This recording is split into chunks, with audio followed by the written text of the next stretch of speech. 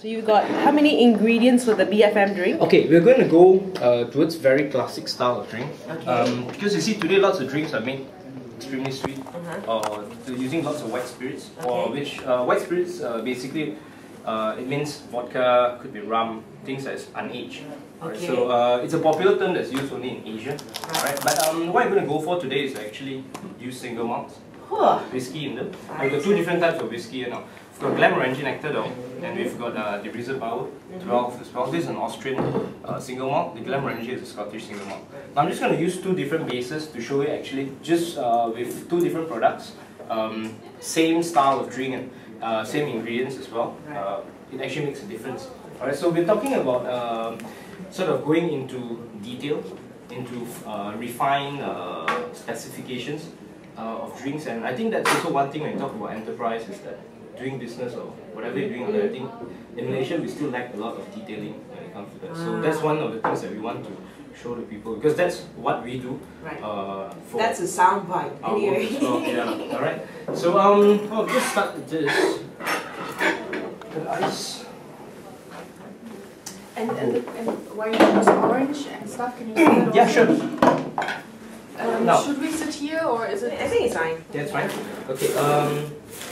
Well, basically, well, first of all, the Nectar is actually one of the one of the best Scotch whiskey that's came out of Glenmorangie. Right.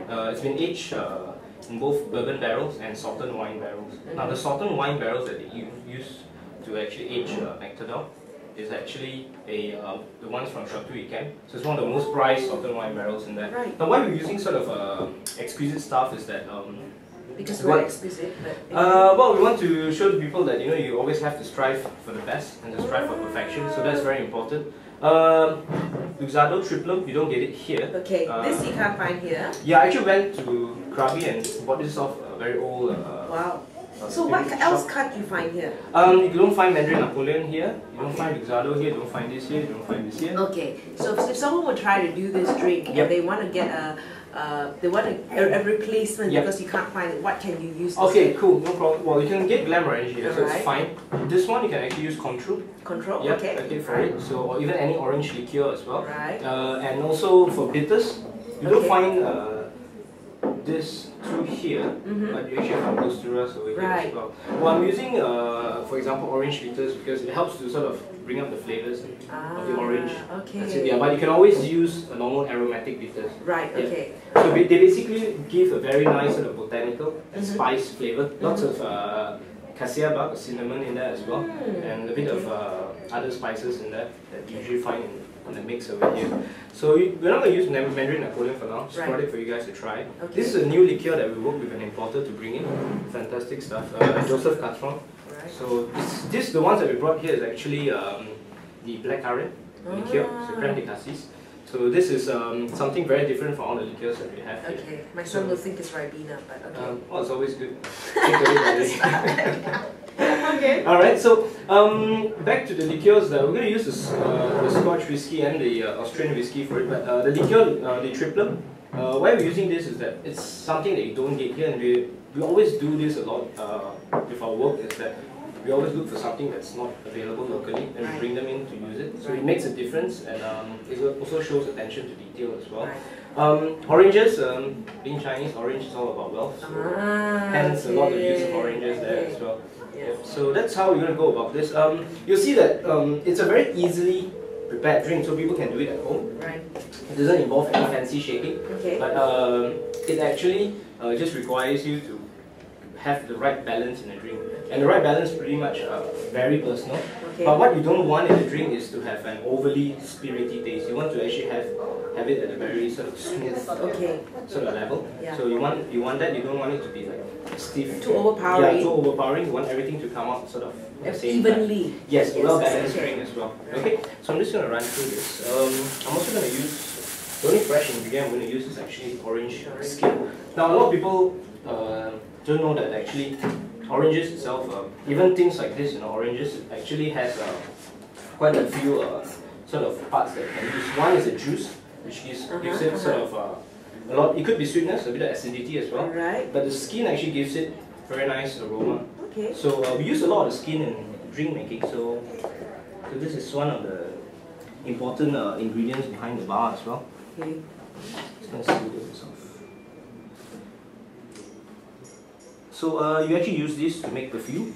So the perfume that you use, I'm just going to show you. Actually, it's there's a lot of flammable oils in there. Okay. And the skin of the oranges itself. Yeah. So if you actually could get a bucket of it, you'll burn like petrol. So do you have a lighter? That's an alternative spill sauce. Yes, very expensive one. So there's only very little of it, but it actually just get another one as well. It actually burns quite well. Yeah. So lots of people sort of don't look into like ingredients itself. You just sort of really need to understand that it actually has a lot of components in there which you could use. So just gonna. Ooh. Alright, so okay. that's. Ooh. Right, and you can smell it coming out. It helps to accentuate the drink itself. It's a highly flammable room at the moment. Alright, so we're just gonna get another one for the drink later. So these are the same oils that they use in your perfumes and stuff like that as well.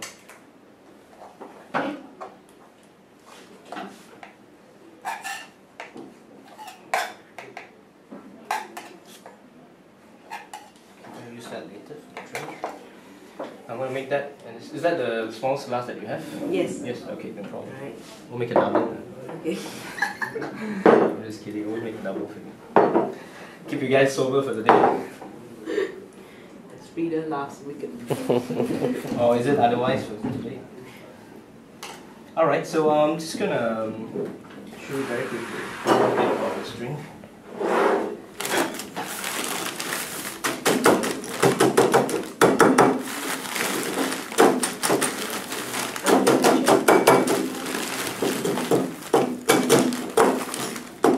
Now, ice is very important as well. A lot of people think that you just use any ice for it, but sometimes you get a specific size of ice that we use. Okay. Ice is always important because if you sometimes if you go out, people tend to ask. We get lots of people asking us like, oh, can I have less ice in my drink? So if you have less ice in your drink, you'll dilute the. yes, dilution rate is faster. Yes. So lots of bartenders probably fail a lot of their science subjects when they were studying in high school. But when it comes to bartending, there's actually a lot of science involved. So this is what we call the science of thermodynamics. So we actually learned about that as well. Yeah. And you thought it was just about getting drunk. Yeah. It's about thermodynamics. Exactly. So this is what we call thermodynamics, and it's pretty much about understanding how temperature reacts with all the ingredients. So if I want to have... Unless you're in the ice hotel, then Sorry? it's okay. Unless you're sitting having a drink in the ice Yeah, hotel, that's different. then No, you don't but need as much ice. you see, for this as well is we need to really dilute the drink out a little bit with water because it helps to open up the flavors in the spirit. But at the same time, it's nice to have it chilled, but sometimes for a drink that has been aged and all that, if you have it overly chilled, the flavors from basically aging doesn't come out a bit. How do you learn all these things? Lots of drinking, I guess. Oh. No, actually, Trial and error. trial and error is one of the things, and you got to research a lot on it as well. Yeah, so I'm not going to make an overly stiff drink for you guys. 40 ml of this. Okay. So alright. 40 ml of it. Okay. Now I'm not gonna. You see, lots of people even when they make drinks at home, they tend to have a lot. Sort of like, oh, I have more of it in there. Yeah. Never. But what you want to do is just have less first, because you always can add more. On. Yeah, because if you have too much in it and you can't add any more in there, or sorry, you can't remove it out from the drink. Okay. So it'll be a bit of a right. So I'm just gonna have 10 ml of this in there. Alright. Which can replace with the control. Control, yep. Right. So a bit of orange bitters. You can try other bitters as well.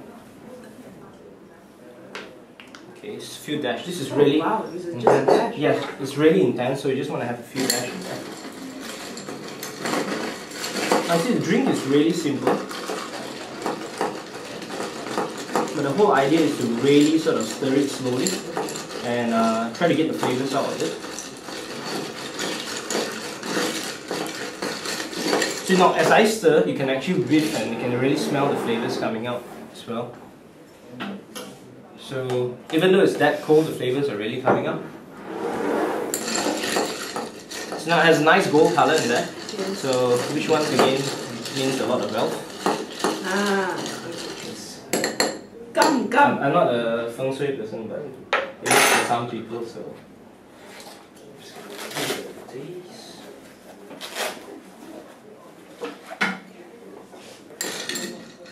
So you tried this out before, just before? This is one of the classic drinks that they would make, but this hasn't been done for any of the recipes. Okay. So we're going to call it the BFM drink. You can. Yep. Just a bit of the bitters help to round it up, sort of create a back and flavor to it as well. So it's something that's good to have because it helps to round up the drink.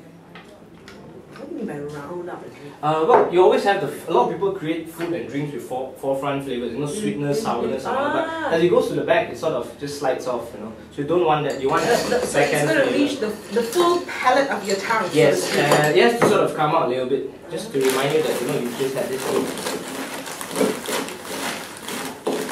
And you keep on adding ice, huh? No, I'm just going to put some ice into the glass.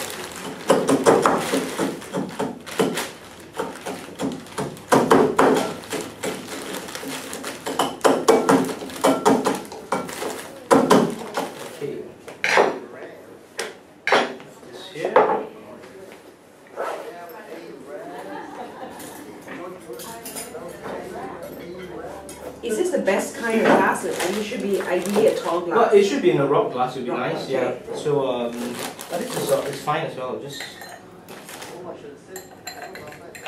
If you have huge chunk of ice, it's good as well.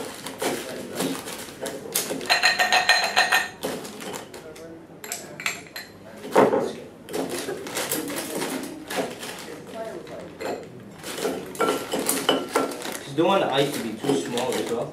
You sort of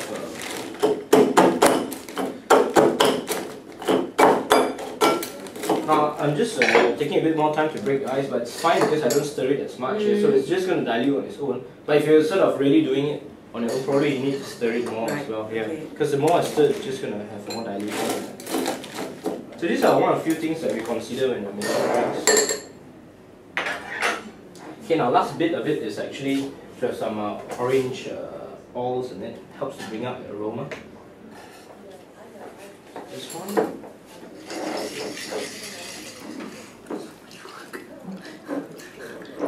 Wow, there's a lot of work, huh? Yep. Sometimes the drink with the most work is actually the classic stuff that, you know, it takes time to build compared to maybe a mojito and things like that. Right.